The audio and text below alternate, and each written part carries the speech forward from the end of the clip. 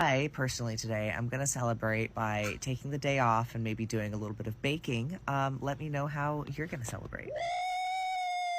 Yeah, baby! That's what I've been waiting for. That's what it's all about. We begin tonight with new details from a deadly plane crash. All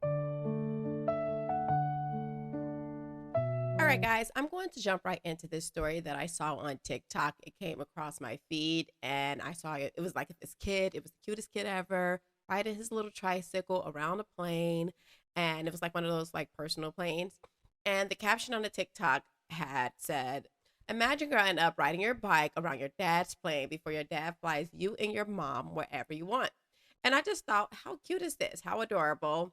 And then I scrolled and realized this happened. Take a look.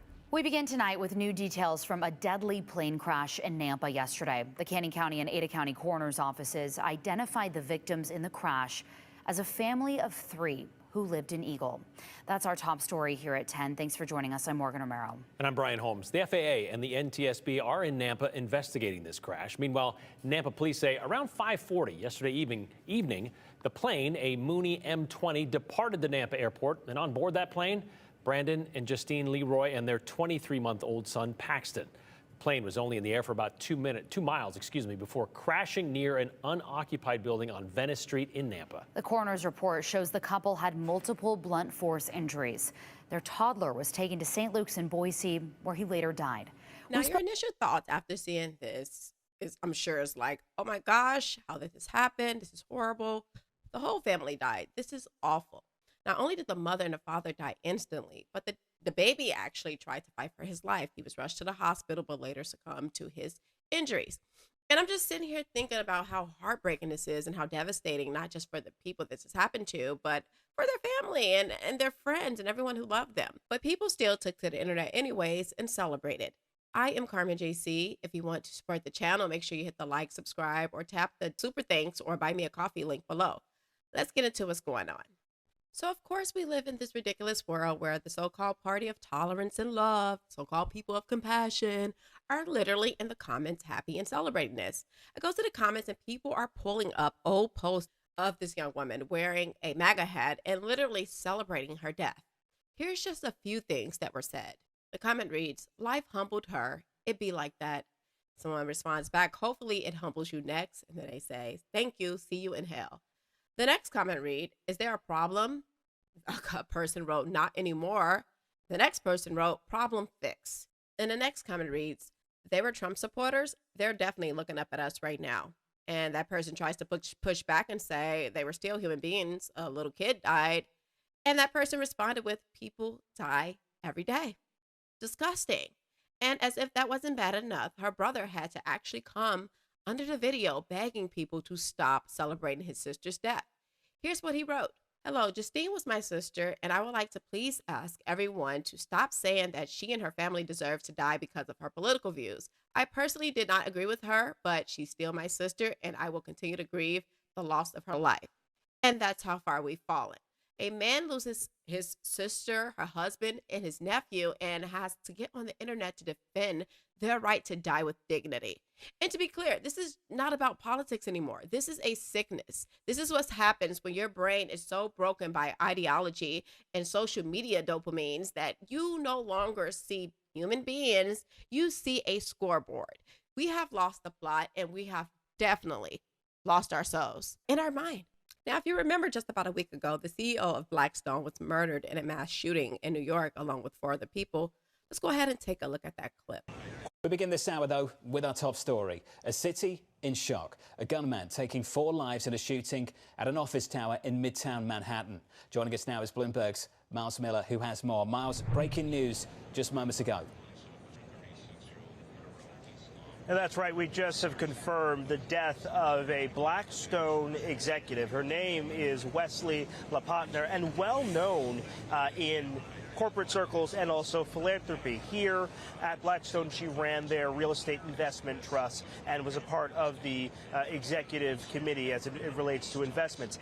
Outside of here, had done so much work in the community, on the board of the Met, on the board of the Heschel School, a Jewish day school here in the city, on the board of the UJA Federation, doing so much that she could in the community to make New York a better place. And it is here where she was leaving work when she was shot and killed yesterday. Now, after she was murdered, people went online to celebrate her death just because she was a CEO.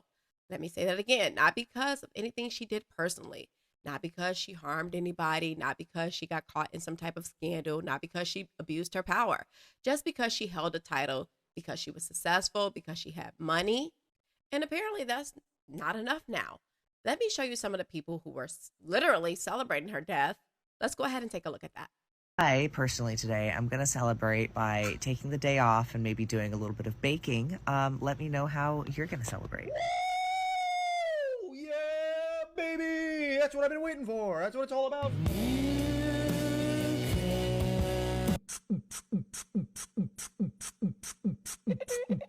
To everyone who keeps on saying that Blackstone CEO had a husband, why don't we ask her husband if he had the choice, if he could bring her back and have her here on Earth, but he would have to give up all of his money and struggle like the rest of us. And it's so hard to say goodbye to another CEO.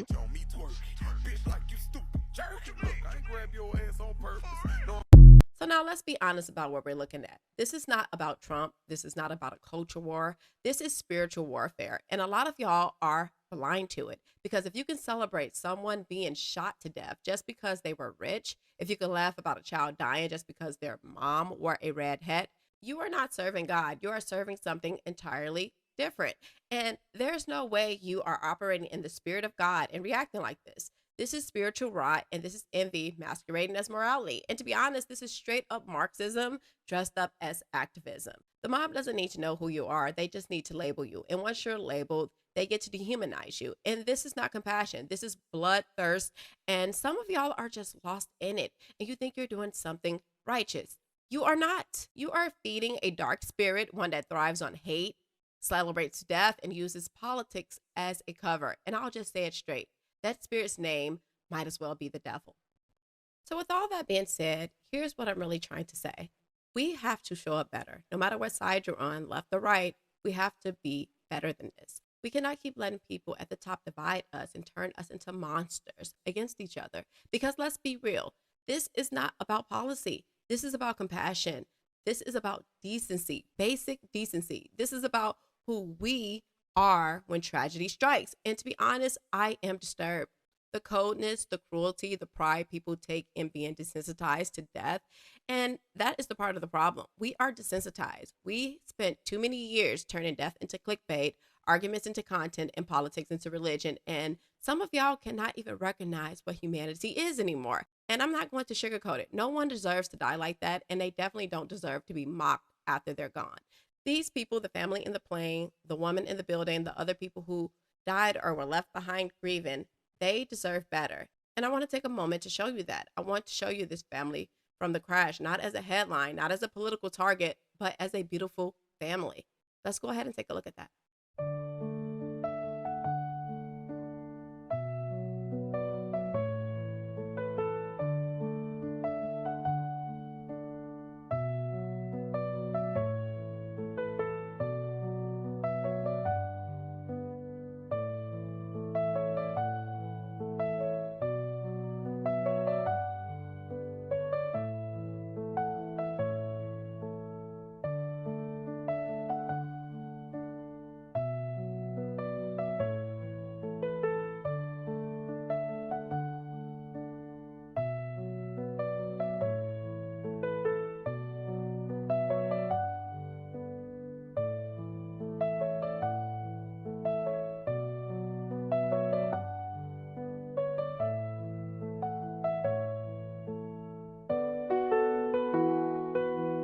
This is such a beautiful family, and it honestly almost brings me to tears. And I do believe with everything in me that they deserve to be celebrated in a much better manner than what has been done. No matter what, a child died, people died, innocent people died, and that is what matters. All right, guys, as promised, I'm going to get into some of you guys' comments. Ross Kelson says, "You are becoming the replacement for one of the most patriotic and wise Americans ever, Walter Williams." Thank you very much. Thank you so much, Ross Kelson. I am so proud of my country. I'm so proud to be American. And I haven't always been like that. I used to be liberal. I used to be, a part of the problem. And now I just want to be a part of the solution. So thank you so much for your support. Mike says, you're so attractive. You're beautiful too. But how you carry yourself and the feminine elegance you have makes you a diamond in this rough world. God bless. P.S. Love how you have the Thomas Sowell book behind you. I've read all of his work and reread it so I can pick up on things I miss. Man's mind is a national treasure. Thank you so much, Mike. I totally agree about Thomas Sowell. He is amazing. And I think a lot of Black people in general should just look at his work because it's awesome.